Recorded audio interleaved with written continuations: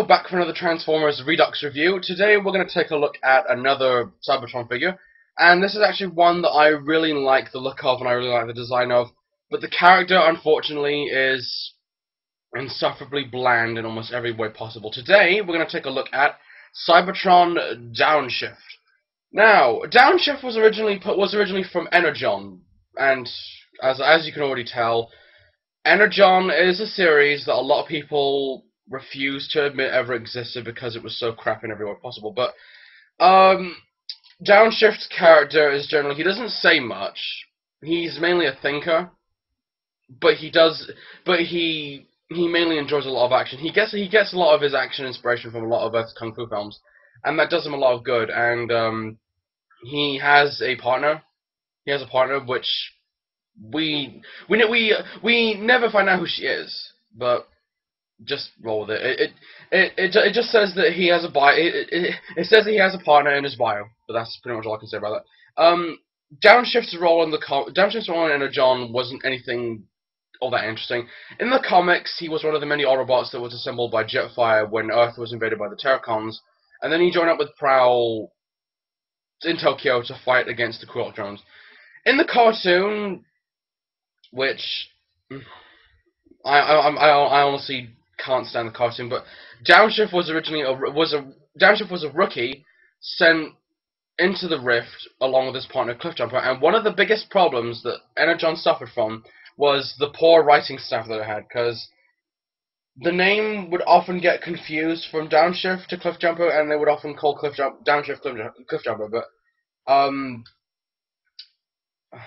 again, Energon was crap. But anyway, he was mainly partnered up with Cliffjumper to locate Optimus Prime and his crew, and then the both of them met Bulkhead, and they then became a part of Prime's crew.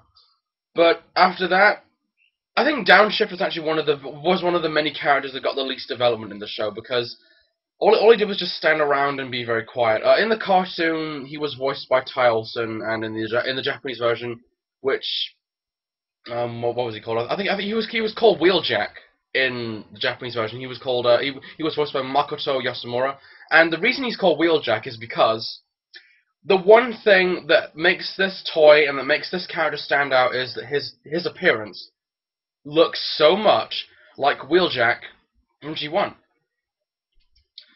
and I'm complaining about that. It's a good way to make a little homage to a good character and all that, but seriously, you want to put your name to another different character other than call this character Downshift? But anyway, anyway, so throughout Energon, Downshift was the kind of character who just stood around and questioned and all that crap, and he was mainly just a cookie cutter character who did nothing at all very interesting. None of the characters in Energon did anything interesting, but it was a painful cartoon. That's all I can remember. But he didn't appear in Cybertron. He did appear in the comics, in the shortly lived comics, Balancing Act and Revelations. After the excavation of Cybertron due to the Unicron singularity, some soldiers stayed behind, and Downshift was one of those soldiers, and he guarded the Spark Core access tunnels that led to Primus's inner chambers.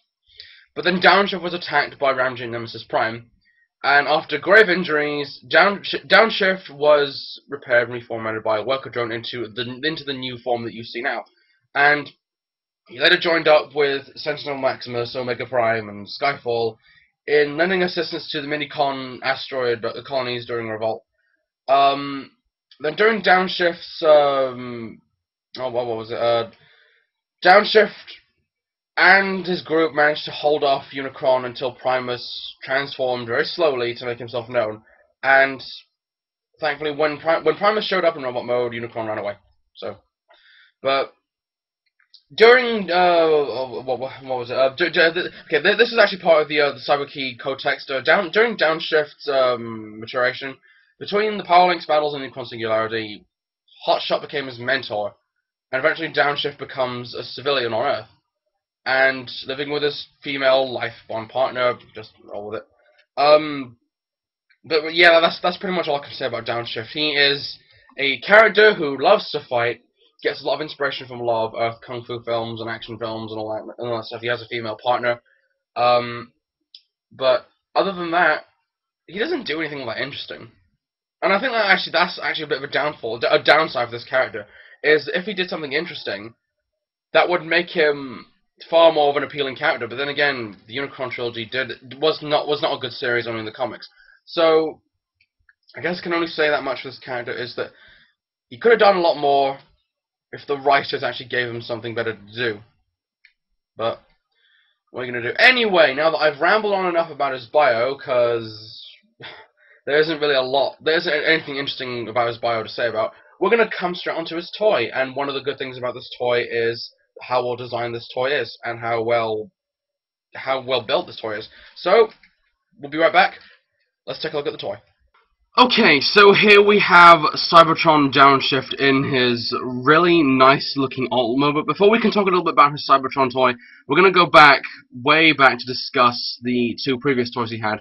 From the Energon series, Downshift's toy turned into a white rally deco sports car, which looked pretty good for an alt mode, and especially, like I said before, Downshift's design in both alt mode and robot mode looks very strongly like Wheeljack. And that's probably one of the best things about this toy in general, is that it's Wheeljack-like appearance. Then the Energon toy was re-released again for the Universe line with yellow limbs for some reason. Then we come on to the Cybertron toy, which of course is a green sports car that uses the elements from two 1970s two 1970s cars.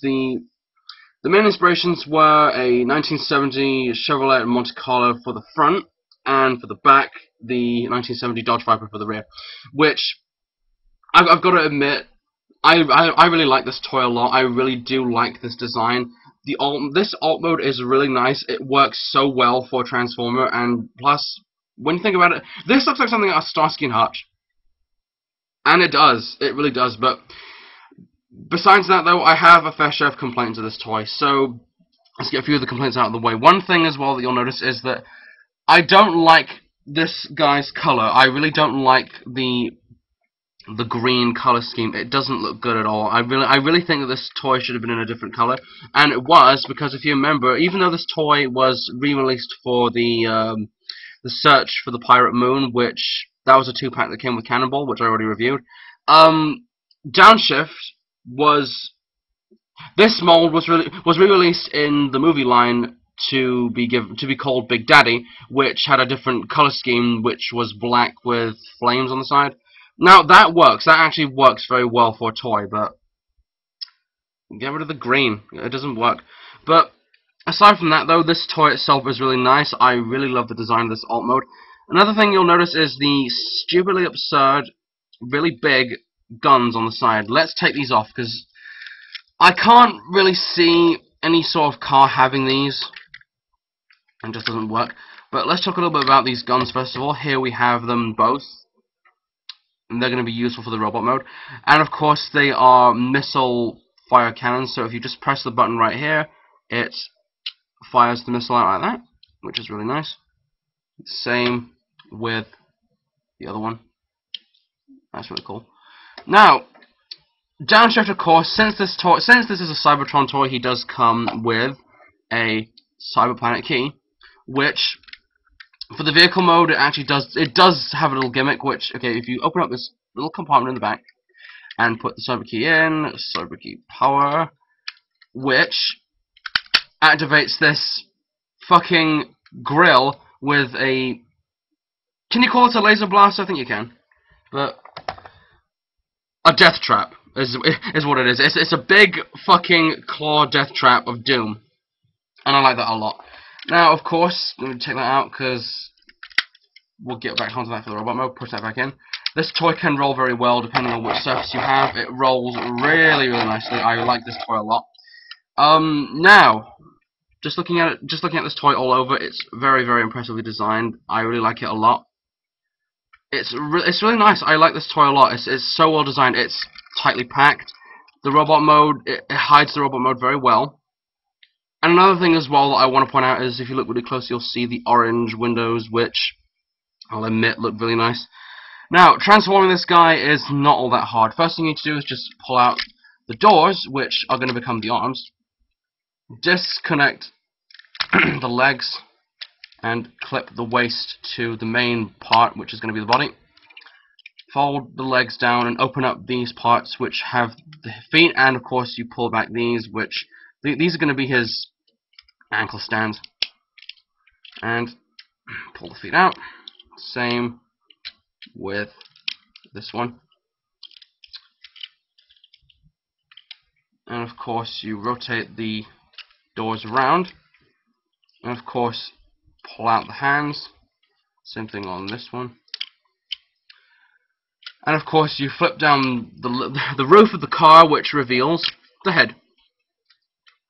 Pull the arms down, and here you have Downshift in his robot mode. And I like this robot mode. This robot mode, even though it's nothing like a Wheeljack, you can tell that this design is very impressive. If this toy had a different head sculpt, if this toy was released with the Classics line, it'd be a really good Decepticon.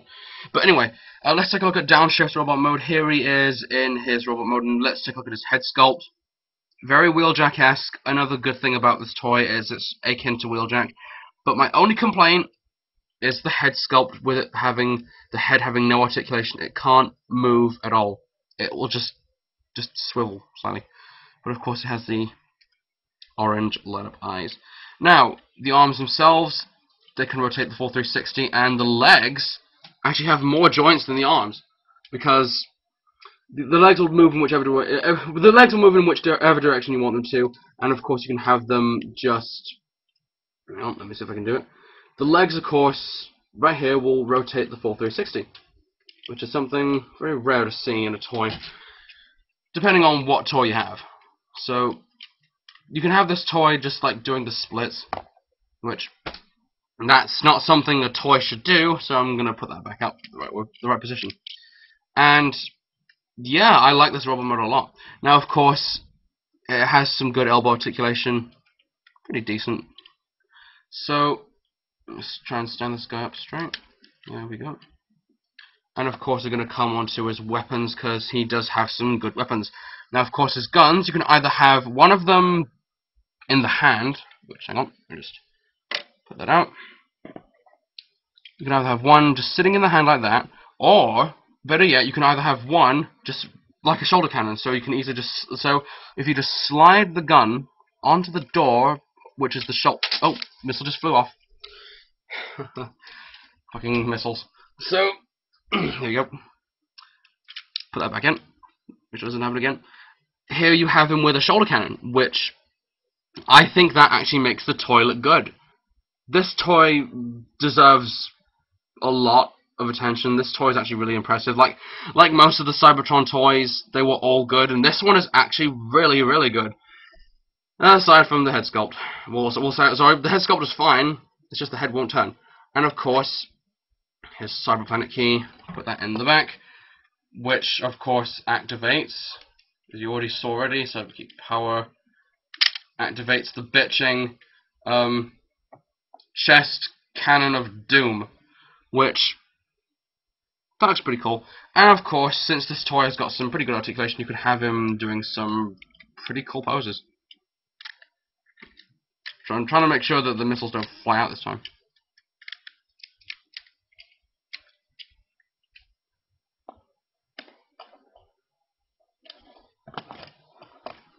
But yeah, Downshift, I like this toy. It's impressively designed. I like it a lot. It's got some good articulation. The posability is a bit meh, but what can you do?